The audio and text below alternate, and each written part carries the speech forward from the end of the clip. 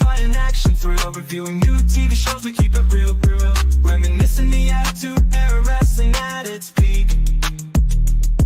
Nostalgia from the 80s and 90s, memories we seek. Pineapples for our rings, a unique touch. Geek culture in our blood, we love it so much. Geek Blue forever, we love it so much. Geekblur, where we talk about it all, from superheroes to wrestlers. We stand tall, Ray and Kevin, the dynamic duo in sight. Geekblur, shining bright, shining bright.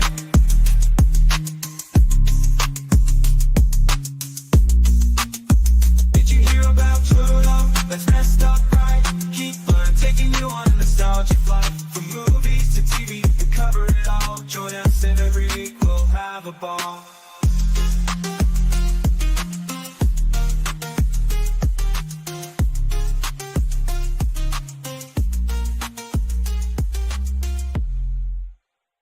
Shuffle.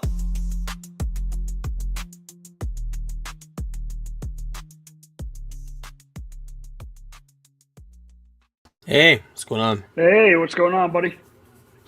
Not much. We're going to jump right into the show. We got a jam-packed episode with some Superman of the Year news, Superman Year, whatever we call it. But first off, let's talk about, did you end up watching this week's Daredevil? I know you're traveling. Yes. Oh, yeah. I make Okay, sure to watch good. that and Reacher every week. Yes, awesome, because those are big conversation points today. First one is Daredevil, Born Again. Great episode. We see the return of Frank Castle, Punisher, coming out of the shadows, literally, and confronting Matt Murdock at the end of this episode. Very, very good.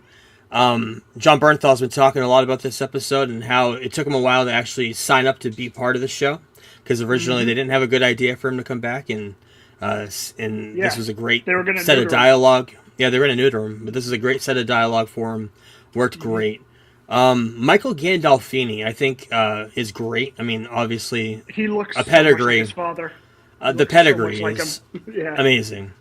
And Muse. The very end of this episode, we get a quick glimpse of the villain of this season, Muse. Very sadistic. I'm liking that. I can't wait to see more of this character. I don't know much about him from the comic books or anything, but he's dope. Currently filming this next season coming out next year of Born Again, and Matt Murdock and Karen Page somewhere out in New York City with the worst red wig I have ever seen. It's so bad. She looks like a bad Mary Jane. So bad. But yeah, this is a great show. It's on Disney Plus on Tuesday nights at 9 if you want to watch it live and follow along with us throughout the season. Next week is 2 episodes, so we'll talk about that next week. Were you able to watch Celtic City, the 3rd episode? Of course I did. This show is fucking so incredible. The thing about this, the thing that this show's doing is making me want to watch Winning Time, because it's going into that now. Dude, I told you about that show for 3 I know. years. And I know. That's I know. all next week. To me, what this episode represented is how much Jason and Jalen understand the assignment of what it's like to be members of the Celtics, and the history and everything else that came with it. The racial next history, week especially next week I'm Bill gonna Russell. Yes. Next week I'm going to do a Steam review once I actually have a week to play with it. Because I got 2K, and in that you can take over the 1983 Celtics, which is what we're going to get into next week with all the real players and all the teams and rosters and stuff that were in really cool. the NBA at that time. But yeah, I am loving this show. Jason and Jalen. I still don't know why people hate Jason Tatum so much. I guess part of it's because he's a Celtic. But, literally all that guy does is hang out with this kid and play basketball. There's no controversy. It's weird that everyone hates him so much. I mean, I guess it's because he always said he wanted to be Kobe. And people are like, bro, you're not Kobe. It's like, yeah, well, LeBron's not Michael Jordan, and he's always wanted to be Michael Jordan. So, I don't know. Right. But, yeah, this episode was excellent. Yeah, very, very good. The episode dealt with the fallout after Bill Russell leaves, not only being a player but a coach. The tension of the 1970s Boston era, the race riots going on through the school system. They show a lot of that. The 1976 championship versus the Sun in triple overtime. That was an amazing, Yeah. amazing story. Didn't know about it. And of course, I it don't leaves. know. As a Celtic fan, I don't know a lot about the 70s Celtics because to me it was like Bill Russell, skip 12 years, Larry Bird. Like that's to me that's always how it's been. I know nothing about the 70s Celtics, so this episode was fantastic for me. And in the end of the episode, dealt with the dawning and hiring of Larry Bird, and that's what we're going to be getting into the next few Yeah, episodes. wait So till you that's see that's what exciting. what Red pulled to get Larry Bird. Yeah, Red was a fucking genius. Okay, cool. Yeah, I do like him. I like Red Auerbach. He's so I, good I've heard at I the heard show. I heard the He's so name. awesome. I heard the name before getting into this. Actually, I watched the first 5 minutes of that show. Oh, I'll nice. tell you why in a minute. Why I didn't finish the episode, but I did not know it started off with Magic Johnson. I should have figured it would start with Magic Johnson and the AIDS diagnosis because that was just such a big story, early '90s. But Reacher, episode 7, the penultimate episode. What a fucking It ended at the worst possible. Like you need like 3 more minutes of that episode to see what's Yeah. going to happen. Like Yeah. it ends at the worst time. Yeah, of course he hooks up with the woman. He knew that was going to happen. Yeah. The agent who has the thickest Boston accent I've ever heard in my life. I don't know if It's she actually. awful. I don't know if she's It's putting that annoying. on. I don't know if It's she's gotta putting be. that on if she's from this area or what. But great episode, and it made me want to watch the 2 movies that I don't even know how. I don't even know the difference of how this happened. Have you watched both? Have you watched this? Have you watched these movies? At least the first I have one, not. I think. I Okay. refused to watch it because I knew what Jack Reacher was, even though I hadn't read the books, and I knew Yeah. Jack Reacher was not Tom Cruise. Bad idea to watch it after the show.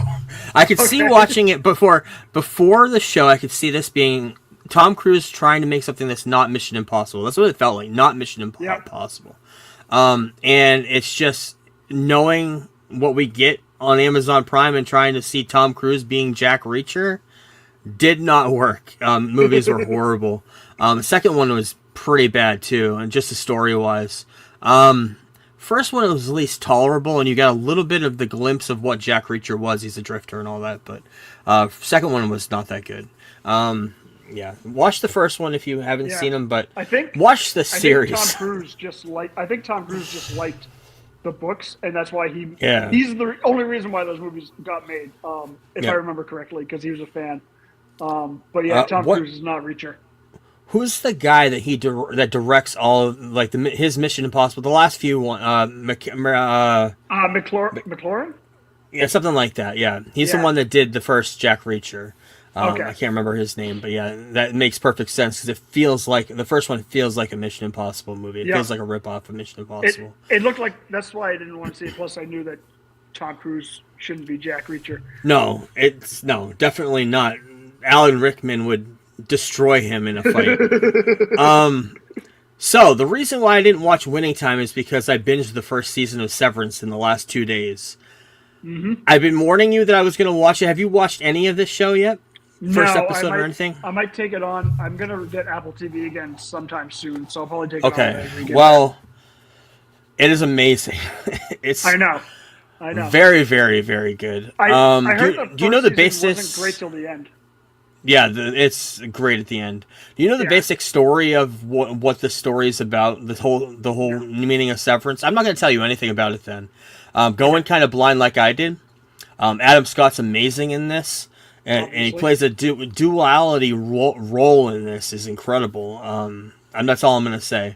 Watch it. It's on Apple TV. The second season just ended last night, and I kept hearing things about it on social all week, so I decided to watch it Wednesday, and I binged it all Wednesday and yesterday. And finished it late last night, so it's very, very good. I'm probably going to finish season 2 this weekend. That's how good it is. And it reminds me a lot of what people may have thought of Lost when they were watching it initially. Is there an actual ending planned for this? Because there's a lot of mysteries to it. And that's all I'm going to say. Watch it, and I we'll think- talk about it when you... I'd say, with the way things are now, yes, you have to go into a show with knowing where you're gonna end. Yep. So I hope they did that with this show because I hope so too. Yeah, I hope so too because there's a lot of mysteries to it. So, another week we're going to talk about Superman 1978, classic Superman. This is where everything kind of changed from the campiness of the old days, the black and white, the one with George Reeves. We talked about that last week. This is Christopher Reeves being hired on to play the Man of Steel with a all-star cast to begin with. We'll get into that, but this is where it all began. It started taking comic book genre as a serious form of mythos, serious form of literature, serious form of media, and they take a lot of steps to make this a great movie, to the marketing, to everything, to the soundtrack done by John Williams. This is right after Jaws, a couple of years after Jaws, so he's right in the infancy of doing movies and film. And his soundtrack became not only a lot of people's favorite soundtrack of his, but it became the heartbeat and emotion of the film. The epic opening credits scene of this movie, where a lot of things have been ripped off from this, and you could also say this is kind of a rip-off of what Star Wars did the year before, where you got to crawl, you got space, you got stuff crawling through space, the titles, the actors' names, and everything. Very, very exciting. The movie opens with a kid reading Action Comic #1, and then it kind of zooms out into space, and it's very, very cool visual. Written by Mario Puzo, who we watched the movie on Paramount about the making of The Godfather. He wrote The Godfather, the book, and the movie. And Richard Donner was brought in to direct. Richard Donner at that time, I don't know what he had directed. I think The Exorcist, maybe. Didn't he direct the first Exorcist or Omen? Maybe it was The Omen I'm thinking of. I think it was The Omen. Yeah. That was what it was. Brought him in. Of course, he's got a pedigree after this. It's incredible. But he brought him in, directed the movie, did a fantastic job. Brought him in to film the second one too. We'll get into that in a minute. Starring an up-and-comer, right out of Broadway, right out of plays, Christopher Reeves. Didn't have any real acting experience like in movies before this. Margot Kidder. We just saw her in a horror movie this Christmas. That's the first time. That's the earliest I've seen her. Yeah. Jackie Cooper, who played Perry White. Gene Hackman. We've been talking a lot about him lately, but he's my favorite Lex Luthor. He did amazing in this. Ned Beatty plays his henchman Otis. Marlon Brando, coming right out of The Godfather a few years in Apocalypse Now, playing Jor-El. Phoning it in as Jor-El. We'll get into that in a minute. The whole tagline of this movie is "You'll believe a man can fly," and a lot of people think it's one of the best taglines in a poster in production in movies that's ever been, because you did believe at the end of this movie that a man could fly. They did a great job of the special effects in this for the Considering time. the time, yeah. Yep, for the time. We're talking about some favorite notable scenes. First off, at the beginning of the movie, we see General Zod and two of his henchmen being reprimanded by the citizens of Krypton, led by Jor-El, and being sent to the Phantom Zone, which is looks like a little crystal mirror, and they're put into there, and it's just sent into space right before Krypton explodes. Great scene. Of course, we see Terrence Stamp later on in the second movie. He's the main villain, but we'll get into that in a couple weeks, or probably in a few weeks. And then we see Krypton. We see Jor-El, we see his wife Lara, and we see baby Kal-El, Superman, and the planet around them is being destroyed, and he has a ship, and he puts him in there. You know the story. Everybody knows the story. And as the planet's exploding, he gets sent off to the Earth, and Martha and Jonathan Kent find him. Martha. It's always Martha. I still can't get over that. Pa Kent's death scene in Smallville. Of course, tearjerker if you have any emotion whatsoever. Of course, this is also notable for having a baby penis if you've ever seen the movie. Yeah, and then of course Pa Kent dies right after this scene here. One of my favorite scenes from this movie is the helicopter scene when he reveals himself to the world. He comes out of the shadows. He comes to save Lois Lane because the helicopter's falling off the roof, and she's falling off the roof. One thing I never mentioned when I was talking about Superman and Lois is there's a newspaper clipping in the corner of a scene that has this exact image on it from this.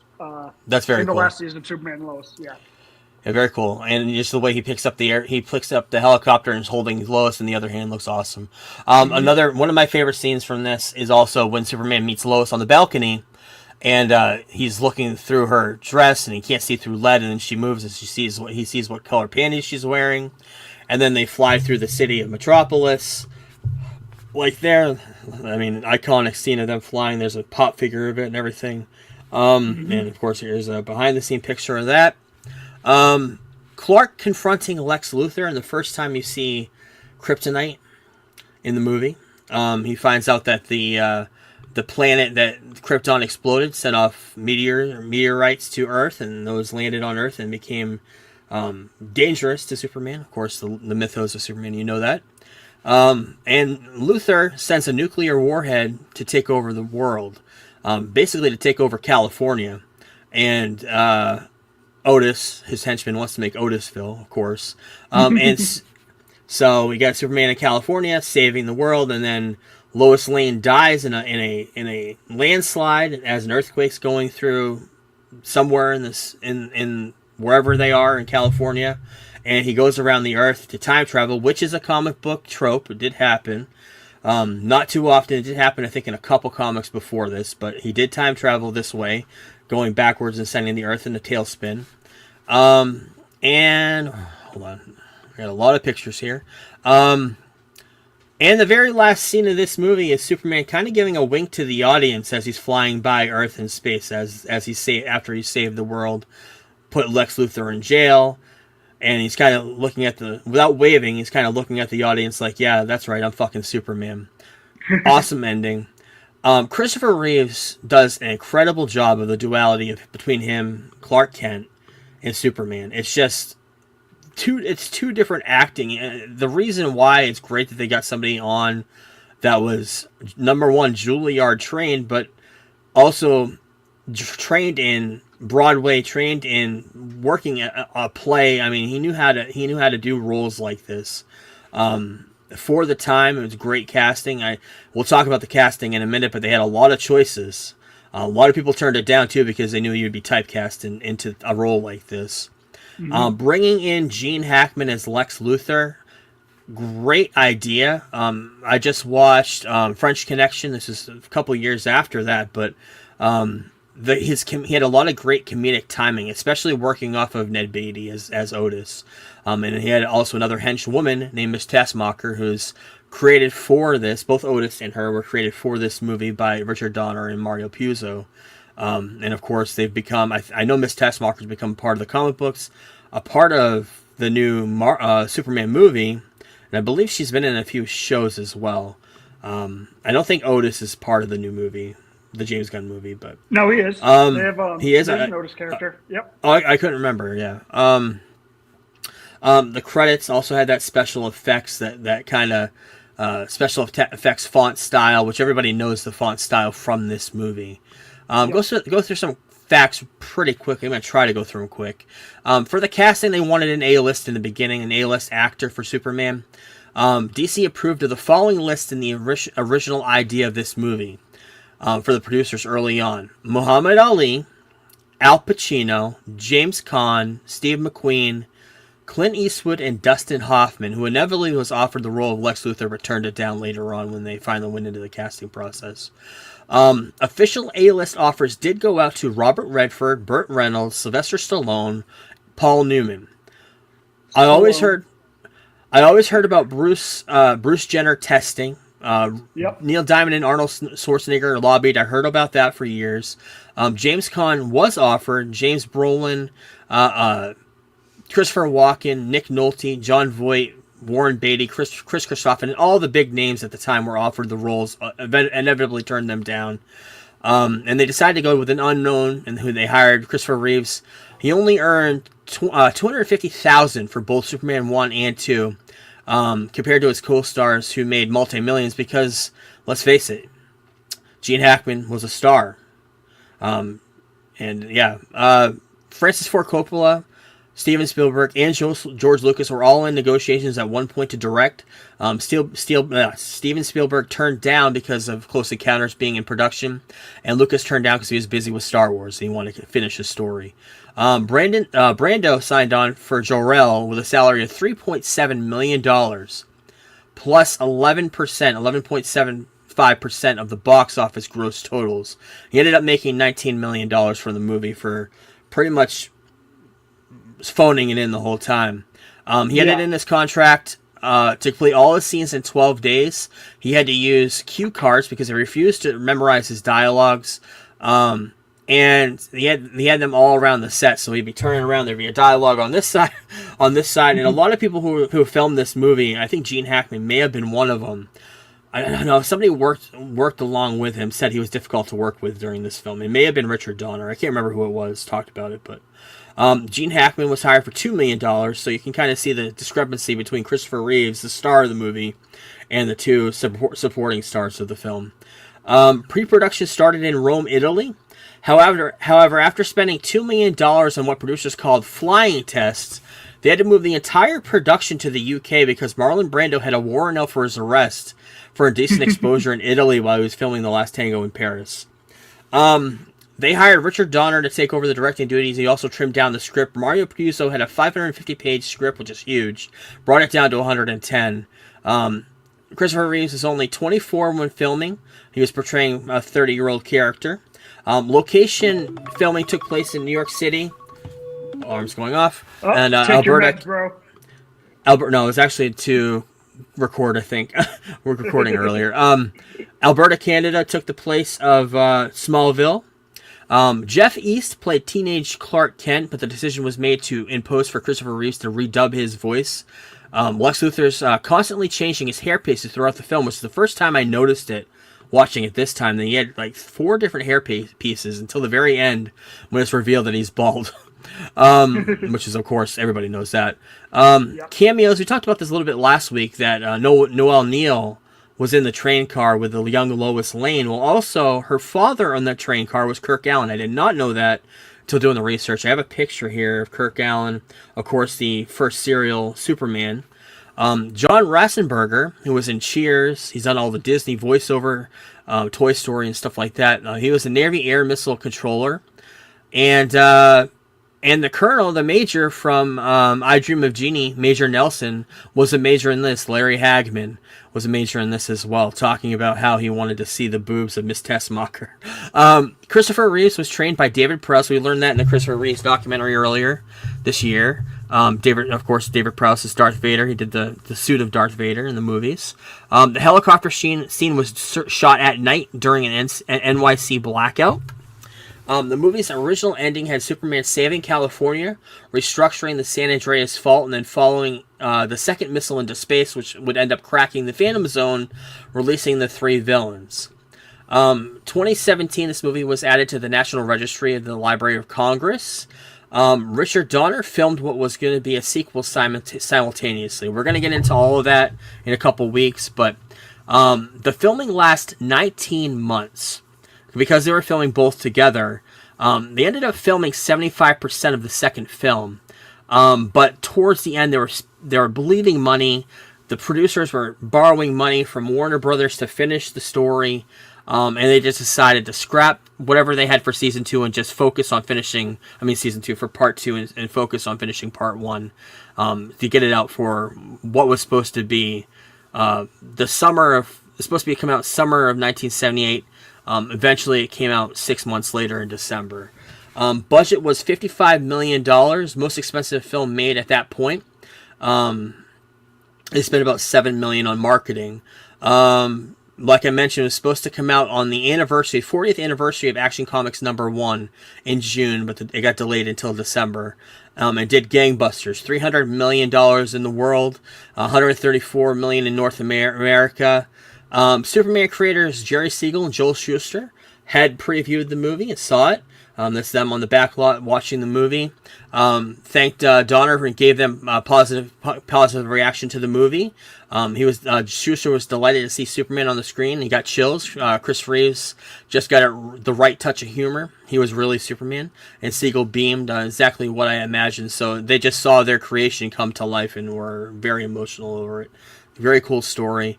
The legacy of this movie, with the help of Christopher Reeves, of course, doing an amazing job as Superman, brought this out-of-world charm. We believed a man could fly. That's the legacy of this movie. Also, America finally believed that comic books could be more than a campy, childlike appeal, and could be a viable piece of expressionism and homegrown American mythos and literature. Our own modern-day mythology, which you always put mythology right up there with Superman because it's mythological stories begin with a story like this. So, great movie, great legacy to comic book movies in general and the character and everything. And we'll talk all about next time Superman 2. Lots to talk about. We're probably gonna wait a couple weeks because I gotta watch part 1 and 2 and do a comparison because I have not. And like I mentioned, 75% of the movie was filmed. I will give you a little preview. Richard Donner did not finish his own movie. They brought in other directors and other people to finish it, and he was kind of pissed about it. It was not what he was hoping. And that also happened with Superman 1 when it went into live television airing as well. Richard Donner was taken out of... They kind of butchered it when it went on TV for syndication. And Richard Donner was pissed about it because they butchered the story to make it fit into a 2-hour time for television, for airing. But... yeah, great movie. If you haven't seen it, number 1, you're under a rock. Number 2, you should. It's just a classic Superman story. With that being said, let's jump into the news. Shit.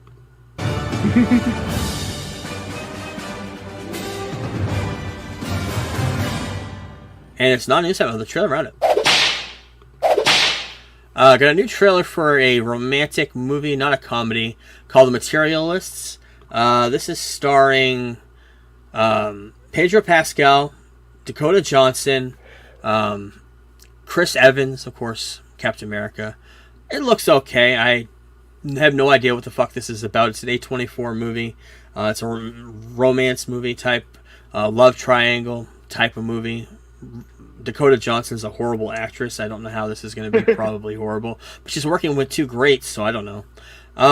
It's got a new trailer for Happy Gilmore 2. Looked great. Not much to say about that. Cannot wait for the movie.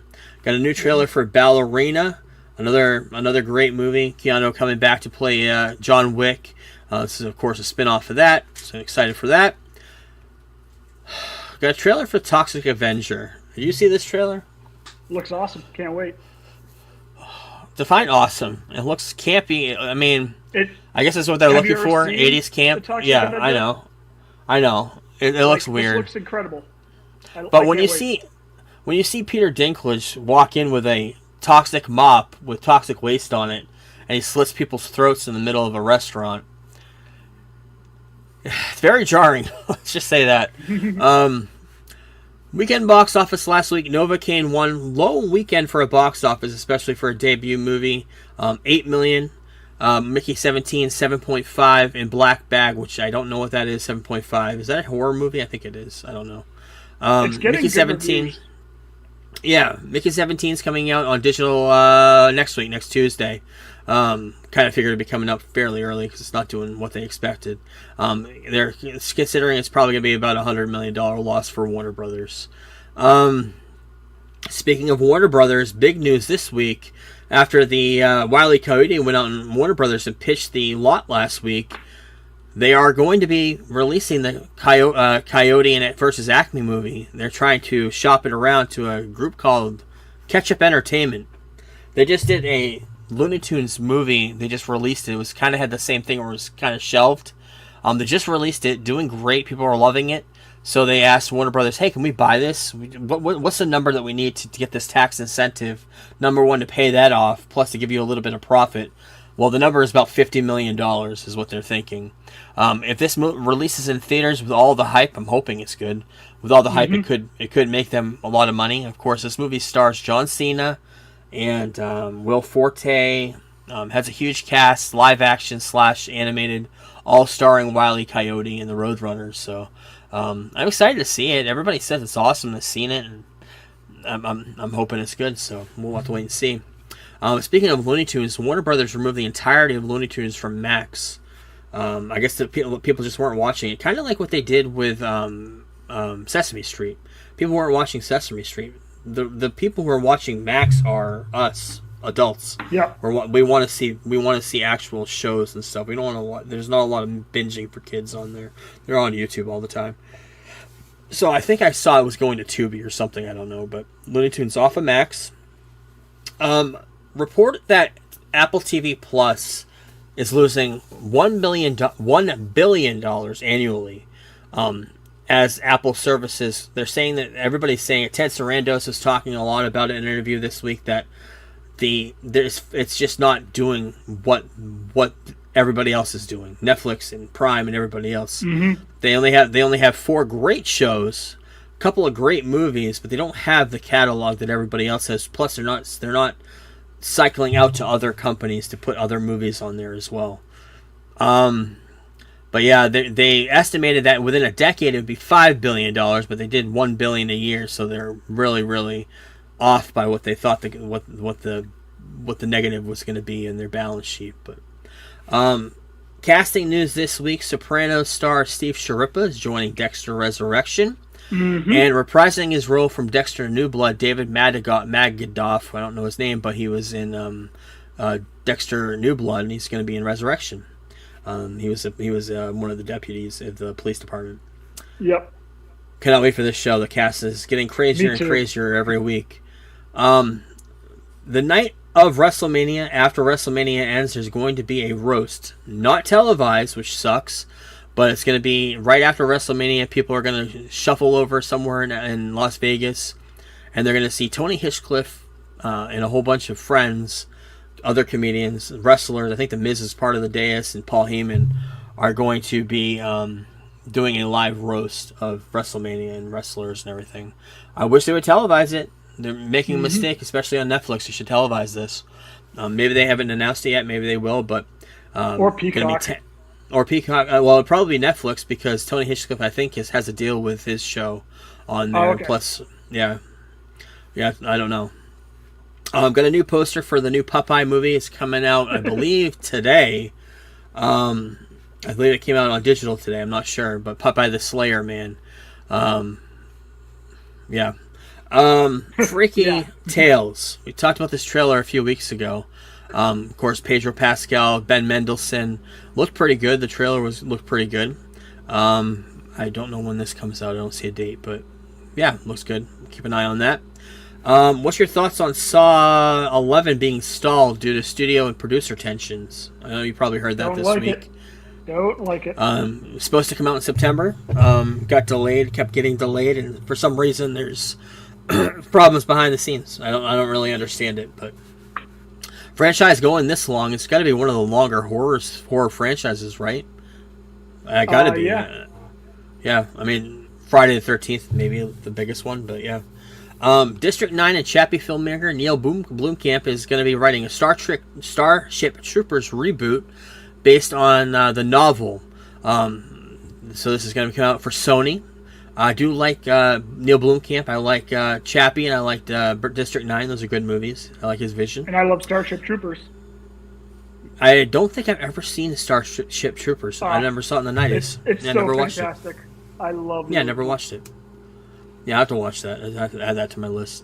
Starz is going to be debuting a documentary called Magic City, the American Fantasy. If you're a hip-hop fan, Magic City has been brought up in a lot of hip-hop songs. It's a strip club in Atlanta. They're going to be doing a, I think, 5-part series on Starz. Drake's entertainment group and Jermaine Dupri are the ones executive producing this. So yeah, I don't have Starz, so I don't know. They're going to be making a new series on Netflix, a competition show called The Golden Ticket, the Willy Wonka Golden Ticket show. No idea what this is about. Little teaser came out online this week. Not even sure when it's coming out, but yeah. Christoph Waltz, of course, Glorious Bastards, and a whole bunch of Tarantino movies. Joined the cast of Only Murders in the Building Season 5. I cannot wait for that. That's amazing news. Another spin-off, we talked about it a while ago, but they're going to be making a new Big Bang Theory spin-off. This one more related to the original series, but it's going to be set in more of a modern time. Starring Stewart, who was he ran the comic book shop in the series. He's going to be starring in it, and the name of it they released this week was Stewart Fails to Save the Universe. There's going to be a lot of other stars from the show, kind of secondary, third characters, Kripke and a few other people that are on there. I have no idea. Big Bang Theory is okay. It's an okay show. It's one of those things that it lasted like 12 seasons, something like that. It's a good show. It's just it's repetitive. It's the same thing over and over and over again. The same jokes recycled throughout the years. It's decent to watch. I believe it's all on Max. I'm not sure, but speaking of shows, Disney Plus is going to be doing a new Power Rangers TV show. It's probably not going to be Mighty Morphin Power Rangers. It may not even be a reboot. This is supposed to be on Netflix. I don't know what happened to the Netflix deal, but it's off of there. It's going to be on Disney Plus. I believe Disney did the series for like 10 years or 15 years after I stopped watching. Announced from Disney this week as well, there's going to be a Coco 2. Coco 1 is it's one of my favorite Pixar movies, Disney movies. They're going to be doing a second one. I don't know how more you could die, because it's all about death. But yeah, coming out in 2029. I loved Coco, so I'm excited to see what this ends up being. Coco is just a visually great movie, and a great story as well. There's a couple of moments in that when I first watched it, I was like, holy fuck moments. Yeah, great movie. Get your take on this. Nintendo of America, they're going to be, I guess they've had a long-standing relationship with the Mariners. Did you know anything about this? I didn't know that. Yeah, that's like, so Japan is huge for baseball, and the Mariners are kind of like Japan's team because of the proximity and the fact that Ichiro played there and whatnot. So it makes sense. So they're going to be wearing, starting this season, the whole entire season, they're going to be wearing a Nintendo patch on their sleeve, as you can see in the picture there. And they're going to be starting opening day on the 27th. Wow, they're starting early this year. Don't they usually start like the first week of April? The first game was actually played like 4 days ago in Japan. Oh, no shit. The Dodgers. Oh, Dodgers played the Cubs. Oh, that makes sense. Spring training is still going on for most teams, but it's usually the last. It's usually anywhere from like the last weekend of March to the beginning of April. So. Okay.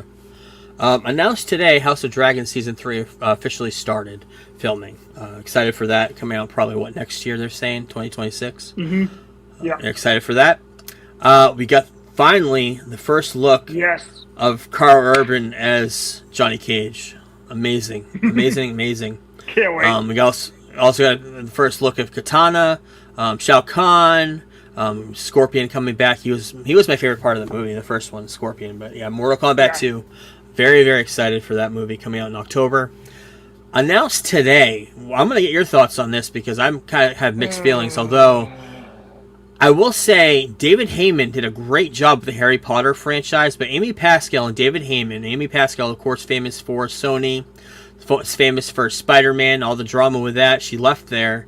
Are I to run the James Bond franchise for Amazon MGM Studios? I know that she had a hand in Skyfall and all the other Sony Bond films in a later date. But yeah, they're eyeing them to run the whole franchise for Amazon. What are your thoughts? What do you think of that? I think she was involved with Casino Royale, Quantum of Solace, and Skyfall. They probably only mentioned Skyfall because that's like one of the most. I love Casino Royale, but Skyfall is also incredibly popular. Yeah. But no, Yeah. I don't like this at all. I like David Heyman, what he did. I've seen him in interviews a bunch of times with Harry Potter. I like how he kept that Harry Potter franchise very, very fluid throughout the whole entire series for 11 years, however long those movies were being filmed and released. But yeah, I'm not sure how I feel about Amy Pascal. We could talk about some swag. Swag! Stuff we all get. Come on, son. You know that's right. Minecraft coming out, I believe, in the beginning of April. We got some new figures. The only reason I'm bringing this up is because there is a Minecraft commercial with Grimace as a Minecraft player, Minecraft character. And I guess there's toys coming out not only in the Happy Meal, but you can get these collectible skins that you can use in Minecraft, and Grimace is one of them.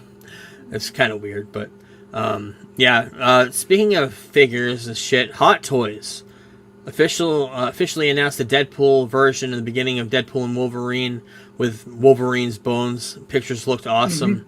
Of course, he's got the bones as a nunchuck, and he's also got his skeleton and his spine and his head as a weapon, as a battering weapon. Looks great. This is coming out Hot Toys. Coming out for McFarlane Figures is a new Venom figure announced today. It looked great. I wanted to bring that up. And we're here to talk about Funko Pops today. Number one, we'll start with some Funko Pops for Sopranos. We got the Pine Barrens 2-pack, which looks awesome. We got Furio, and we also got Bobby Bacala with a toy train, which I definitely need on my shelf. And the Dexter figures, which I've pre-ordered the two on the left. The one on the right is the one that's coveted, and that's going to be hard to find. That's going to be exclusive to Funko.com. It's blood all over Dexter as he's been cutting up somebody, and that's going to be hard to find. But the one that we probably both pre-ordered this week is Sean and Gus in pop figure form. How this has not happened until now is crazy. Sean and Gus came out on Amazon this week if you want to pre-order it. And this week, announced today, this looks awesome. A Back to the Future DeLorean figure. The thing that makes this different from all the other figures, the door automatically opens, the window automatically opens, the lights, tons of lights in this thing. The tires on this is from Back to the Future 2, so the tires on it automatically swivel. And they're motorized. It looks incredible. There's a stand for it as well. And I have a picture of the stand. And the lights, the flux capacitor lights up and it looks like lightning. I saw the video of this. It looks incredible. If I did not have the figure I got from the model that I made, I would definitely have rather invested in something like this. Looks exciting. Looks awesome. Yeah, that looks really awesome. Announced this week, J. Alphonse Nicholson. It looks familiar. I don't know what I've seen him in, but he's joined Lanterns on HBO. I don't know who he's playing. I don't think they announced who he's playing at all. No, some recurring role, but maybe he was in John Wick. Maybe that's where I recognize him. I don't know. He looks familiar, but also Colin Farrell. This is the weirdest news of the week. Colin Farrell is in talks to star in Sergeant Rock, taking over what was supposed to be Daniel Craig. Gonna be starring in that movie. He's already the Penguin in the other part of the DC Elseworlds, so yeah, we'll have to wait and see on that. Got a new glimpse of Ironheart, came out today. This comes out in June, this series. Cannot wait for that. Avengers Doomsday and Secret... What? I said that makes at least one of us. I'm excited for it. I liked her in Black Panther. Avengers Doomsday and Secret Wars. Talking about all that concept art that leaked a couple weeks ago. And the director said, that's not our concept art. That's not our story. So they have no idea where that came from. I think they're bullshitting everybody because it seemed pretty real to me. But also revealed that they're pulling stories from both the Secret Wars stories. One from the 80s, one from the 2015s. They're going to be pulling parts of each story and bringing it into the movies. So that's pretty cool. Jonathan Majors, finally in news, coming out promoting his movie magazine Dreams. This is coming out, I believe, in a couple weeks. Yeah. He said that he... Oh, it came out today. I had no idea. Yeah. He said that he wrote a letter to Kevin Feige after the studio fired him, and he has no bad blood between them. He's hoping that if they ever decide to bring him back, he's all in. He's watching what they're doing, loving what they're doing, and he's pulling for them. If they need me, they know where I'm at. So, yeah, he's kind of leaving the door wide open, even though the door was slammed shut on his face. So, that's it for the show. That's it for news. Next week, Daredevil episode 5 and 6. There's going to be 2 airing next week. Reacher finale is next week. Celtic City episode 4. Dark Side of the Ring premieres next week. All about Mankind in the Hell in a Cell. The Studio and Apple TV Plus premieres next week, getting rave reviews. Sometime in the next couple of weeks, I'm going to be reading. I know you're pretty much almost done with the Justice League, Justice comic book by Alex Ross. I'm going to try to read it this week. We'll try to get into it. And of course, I'm going to try to finish Severance this week, and we'll talk about it a little bit. I'm giving you an extra week if you want to go to the theaters. I will be talking about Novocaine next week. Oh, I forgot you saw that. Yeah. You want to give a quick, one word reaction? What you thought of it? Fun. Okay, cool. Yeah, that's all I've heard. That's all I've heard. So yeah, I cannot wait. Thank you, everybody, and we will talk to you next time. Peace. We're the Geek Blurb crew, here to enlighten you. Talking all things geeky, from movies to wrestling to our podcast is the place where you wanna be for all the latest news and nostalgia from the 80s and 90s. We review comic book flicks and sci-fi hits, riding the wave of action movies with all the cool bits. From Iron Man to Star Wars, we cover it all. And when it comes to wrestling, we never drop the ball. Geek Blurb, we're the kings of the nerds, rating movies and pineapples, our opinions never blurred. Join us each week for a geeky chat with the latest news and a dose of nostalgia that. So if you're a fan of the comic book craze, or a lover of sci-fi and all its maze, tune in to Geek Blurb, we're here to entertain, bringing you the best in geekdom, it's our domain.